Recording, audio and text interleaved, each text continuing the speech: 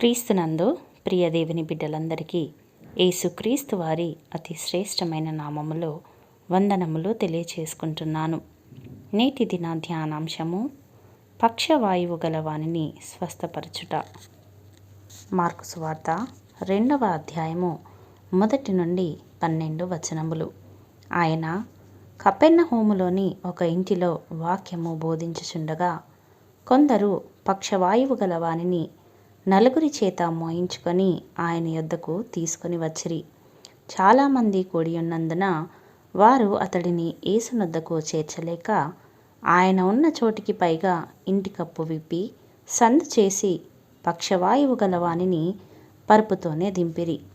యేసు వారి విశ్వాసము చూచి, కుమారుడా, నీ పాపములు క్షమింపబడినవని చెప్పి నీవు లేచి నీ పరుపెత్తుకొని నడువుమని చెప్పినప్పుడు తక్షణమే వాడు లేచి తన పరుపెత్తుకొని నడిచిపోయెను.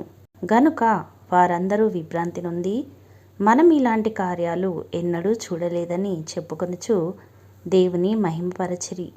ప్రియులారా, చదవబడినటువంటి లేఖన భాగంలో ప్రభువు మనకు నేర్పుతున్నటువంటి ఆత్మీయ పాఠములు ఏమనగా, మొదటగా పాప క్షమాపణ. స్వస్థత పొందాలని ప్రభువునొద్దకు తేబడిన ఆ వ్యక్తిని శారీరకంగా స్వస్థపరిచే కంటే ముందు ప్రభువు అతని పాపాలు క్షమించాడు.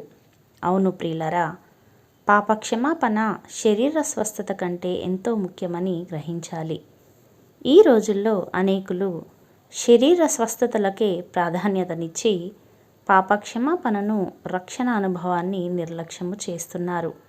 ప్రియులారా, శరీర స్వస్థత ఈ లోకానికే గాని పాప క్షమాపణ పరలోకానికి మనలను అర్హులుగా చేస్తుంది. కాబట్టి ప్రియులారా, పాప క్షమాపణ క్రీస్తుకు మనలను దగ్గరగా చేస్తుంది. కాబట్టి మనలను మనము పవిత్రపరుచుకుందాము, ఆయన ఎదుట మన పాపములను ఒప్పుకుందాము. రెండవదిగా పక్షవాయువు గలవాన్ని మోసుకొని తెచ్చిన వారి విశ్వాసము. యేసు వారి విశ్వాసాన్ని చూచి అతనిని స్వస్థపరిచినాడు. ప్రియులారా, ప్రభువు మనలో చూసేది, ఆశించేది విశ్వాసమే. వారి విశ్వాసము ఎంతో పట్టుదలతో కూడినదిగా మనము చూస్తుంటున్నాము. ప్రభువునొద్దకు వెళ్ళడానికి వీలు లేకపోయినా సరే వారు నిరుత్సాహపడలేదు. ఇంటి కప్పు విప్పి సందు చేసి పక్షవాయువు గల వానిని పరుపుతోనే దింపారు.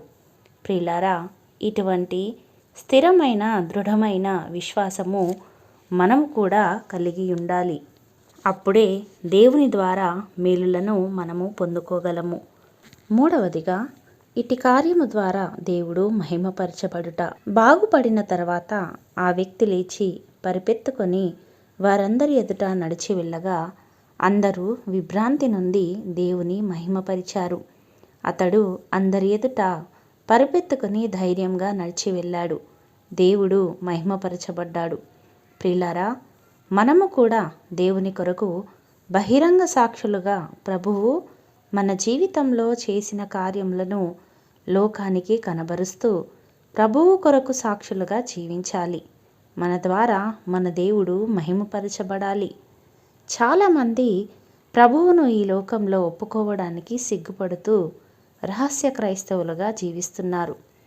నన్ను గూర్చియు నా మాటలను గూర్చియు సిగ్గుపడువాడెవడో వానిని గూర్చి మనుష్య కుమారుడు తన తండ్రి మహిమగలవాడై పరిశుద్ధ దూతలతో కూడా వచ్చినప్పుడు సిగ్గుపడును అని వాక్యము సెలవిస్తున్నది. కాబట్టి ప్రియులారా, ప్రభువు కొరకు ధైర్యంగా ఆయన సాక్షులుగా జీవిద్దాము.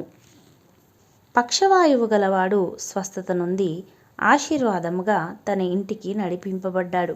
అటువలే మనము కూడా క్రీస్తునందు విశ్వాసము గలవారమై ఈ లోకములో ప్రభువు మన కొరకు చేసినటువంటి మేలులను అనేకులకు కనబరుస్తూ ప్రభువును మహిమపరిచే బిడ్డలుగా, అనేకులకు ఆశీర్వాదకరంగా, మేలుకరముగా, సహాయకరముగా ఉండుటకు దేవుడు తన కృపను మనకు అనుగ్రహించునుగాక.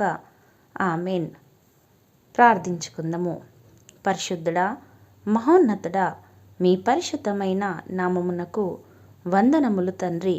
అనుదినము మీ వాక్యము ద్వారా ఆత్మీయముగా మమ్ములను బలపరుస్తూ నడిపించుచున్న దేవా, మీకే స్తోత్రములు. మా పాపములను బట్టి ఈ దినమున మీ ఎదుట మేము పశ్చాత్తాపపడుతుండగా మీ పవిత్ర రక్తములో మమ్ములను కడిగి శుద్ధి చేయండి. ఇక మీదట పాపములో మేము పడకుండా జీవించుటకు పరిశుద్ధాత్మ సహాయము చేత మమ్ములను నడిపించండి. అనేకులకు దీవెనకరముగా ఆశీర్వాదకరంగా ఉండుటకు మా జీవితాలలో మీరే తోడుగా ఉండి నడిపించమని యేసయ్య పరిశుద్ధ నామములో ప్రార్థించి వేడుకొనుచున్నాము పరమ తండ్రి. ఆమెన్.